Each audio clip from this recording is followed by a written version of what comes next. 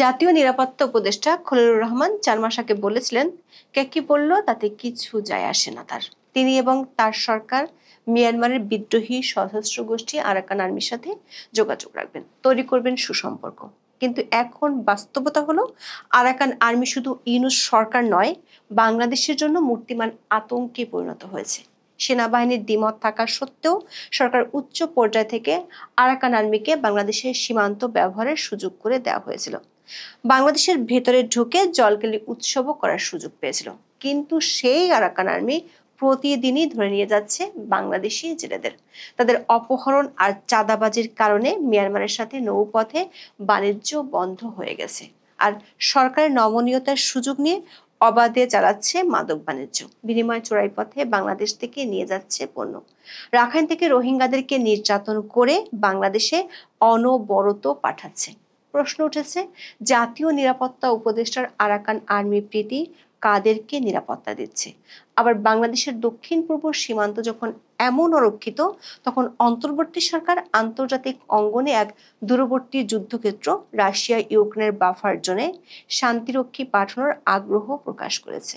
নিজ সীমান্তের সমস্যা মোকাবেলা না করে দূরদেশের মিশনে কেন এত আগ্রহ?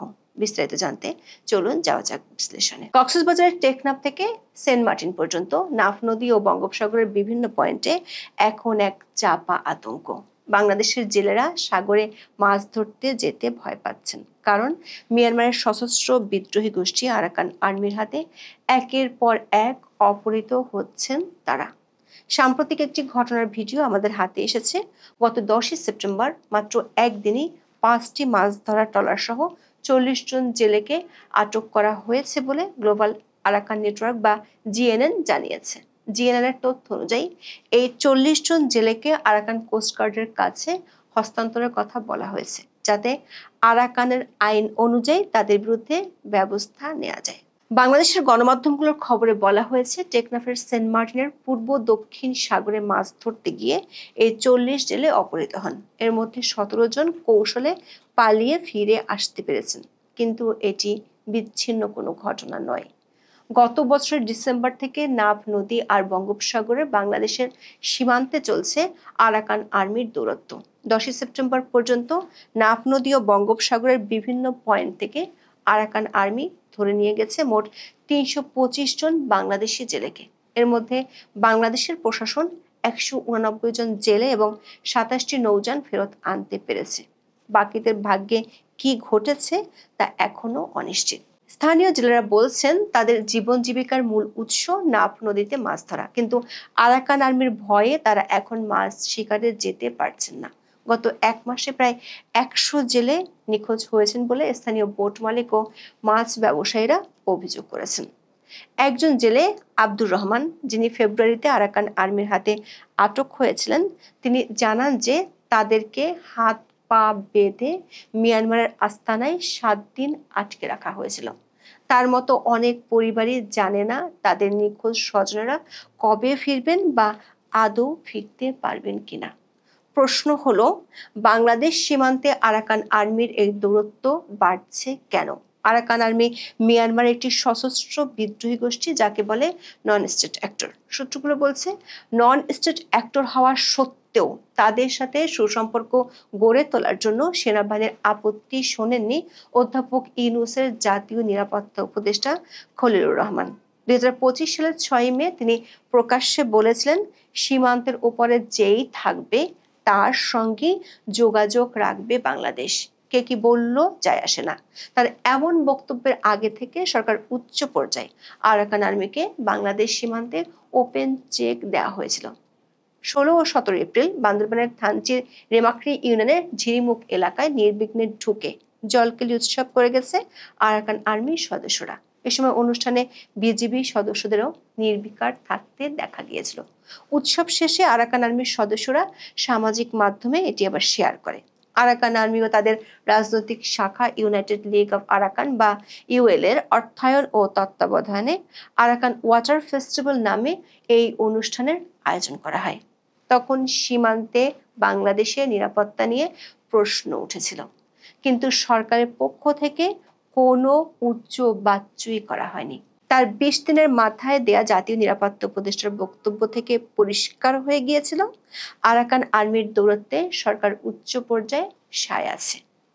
একই সময় রাখাইনে মানবিক করিডোর নিয়ে বিতর্কের জন্ম দিয়েছিলেন জাতীয় নিরাপত্তা উপদেষ্টা। কিন্তু সেনাবাহিনীর আপত্তিতে শেষ পর্যন্ত সেই পরিকল্পনা থেকে সরে আসতে বাধ্য হয় সরকার। দর্শক, ২০২৩ সালের শেষের দিকে আরাকান আর্মি মিয়ানমারের সামরিক জান্তার বিরুদ্ধে অপারেশন 1027 এর অংশ হিসেবে সমন্বিত হামলা শুরু করে। এই অভিযানে তারা অভাবনীয় সাফল্য পায়। গত বছরের ডিসেম্বরের মধ্যে রাখাইন রাজ্যে ১৭টি টাউনশিপের মধ্যে ১৪টির বেশি নিয়ন্ত্রণ প্রতিষ্ঠা করে। এই সামরিক সাফল্যের ফলে তারা বাংলাদেশের সঙ্গে ২৭০ কিলোমিটার দীর্ঘ সীমান্তের প্রায় পুরোটাই নিজেদের দখলে নেয়। গত বছরের ৮ই ডিসেম্বর থেকে তারা নাফ নদীতে নৌ চলাচলে নিষেধাজ্ঞা দেয়। প্রশ্ন হলো, আরাকান আর্মি কেন বাংলাদেশি জেলেদের এভাবে ধরে নিয়ে যাচ্ছে? আরাকান আর্মির অভিযোগ, বাংলাদেশি জেলেরা মিয়ানমারের জল সীমায় অবৈধভাবে ঢোকে। গ্লোবাল আরাকান নেটওয়ার্কের প্রকাশিত খবরেও এই অবৈধভাবে মাছ ধরার বিষয়টি উল্লেখ করা হয়েছে। কিন্তু আরাকান আর্মি গত ৮ মাসে বেশিরভাগ ক্ষেত্রে বাংলাদেশি জেলেদেরকে ধরে নিয়ে গেছে বাংলাদেশ সীমান্তে ঢুকে। শুধু মাছ ধরার ট্রলার নাই, চালবাহী ট্রলারও অপহরণ করে নিয়ে গেছে একাধিকবার। এই অপহরণের মূল কারণ চাঁদা। মুক্তিপণ দেওয়ার পরই তারা ট্রলারগুলো ছেড়ে দিয়েছিল। তাছাড়া নৌকা পথে লাখ লাখ টাকার মাছ, জাল, খাবার ও অন্যান্য সরঞ্জাম দখল করাও তাদের একটি উদ্দেশ্য হতে পারে। তবে স্থানীয় লোকজন এবং বিশেষজ্ঞরা মনে করেন এর পেছনে প্রধান কারণ বাংলাদেশ সরকারের উপর চাপ সৃষ্টি করা। সূত্রগুলো বলছে, বাংলাদেশ সরকার একটি পক্ষের সাথে যতদিন মানবিক করিডোর আলোচনা চলছিল ততদিন কোনো সমস্যা হয়নি। এমনকি নির্বিঘ্নে মিয়ানমারের এই বিদ্রোহী গোষ্ঠীটি বাংলাদেশে মাদক পাচারও করছিল। বাংলাদেশের স্বরাষ্ট্র উপদেষ্টা জাহাঙ্গীর আলম চৌধুরী বলেছেন, আরাকান আর্মি মাদকের উপর বেঁচে আছে। মাদক বিক্রি তাদের আয়ের মূল উৎস। সীমান্ত সংশ্লিষ্ট সূত্রগুলো থেকে জানা গেছে, একটি চক্র অবৈধভাবে ইয়াবা, আইস সহ নানা ধরনের মাদকের বিনিময়ে আরাকান আর্মির কাছে আলু, চাল, ডাল, ভোজ্য তেল, ঔষধ, জ্বালানি, ইউরিয়া সার সহ ৮-৯ ধরনের সামগ্রী পৌঁছে দিচ্ছে। এটিকে এক ধরনের অবৈধ বিনিময় প্রথা বলা হচ্ছে।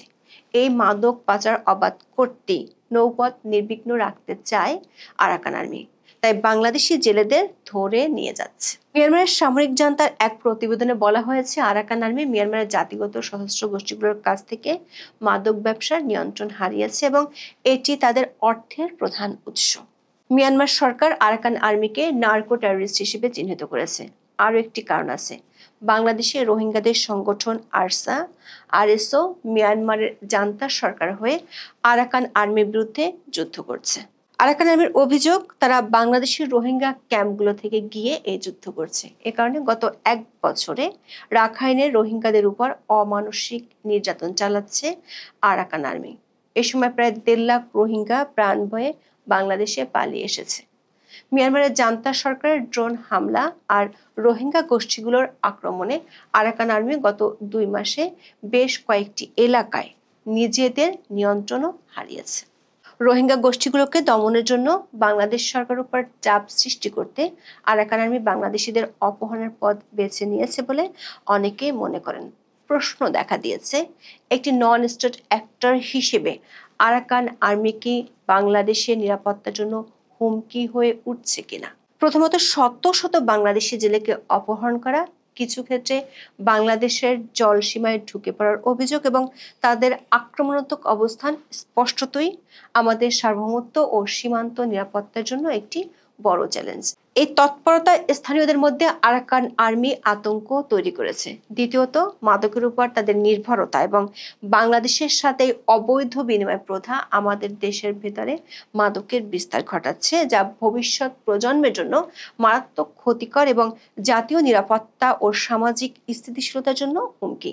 এমন পরিস্থিতিতে কি বাংলাদেশের সীমান্ত দুর্বলতা প্রকাশ পাচ্ছে? বাংলাদেশের সঙ্গে মিয়ানমারের ২৭২ কিলোমিটার সীমান্তে ৬৫ কিলোমিটারের নদী পথে অবস্থিত। সীমান্তের একটি বড় অংশে কাঁটাতারের বেড়া নেই।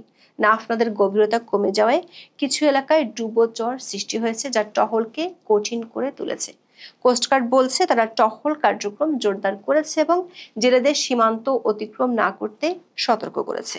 স্বরাষ্ট্র উপদেষ্টা জাহাঙ্গীর আলম চৌধুরী দাবি করেছেন, বাংলাদেশ মিয়ানমার সীমান্ত সম্পূর্ণ নিরাপদ আছে, কোনো সমস্যা নেই। তবে বাস্তবতা কিন্তু ভিন্ন। গত ডিসেম্বর থেকে প্রায় 225 জন জেলে অপহৃত হয়েছেন, তার মধ্যে 189 জনকে ফিরিয়ে আনা সম্ভব হয়েছে। বাকিদের অবস্থা কি তা কেউই জানে না। টেকনাফ স্থলবন্দর দিয়ে মিয়ানমারের সঙ্গে পণ্য আনা নেওয়াও বন্ধ রয়েছে। বাংলাদেশ মিয়ানমার সীমান্তে এমন অবস্থার মধ্যে খবর হলো, রাশিয়া ইউক্রেন বাফার জোনে বাংলাদেশ সৈন্য পাঠাবে।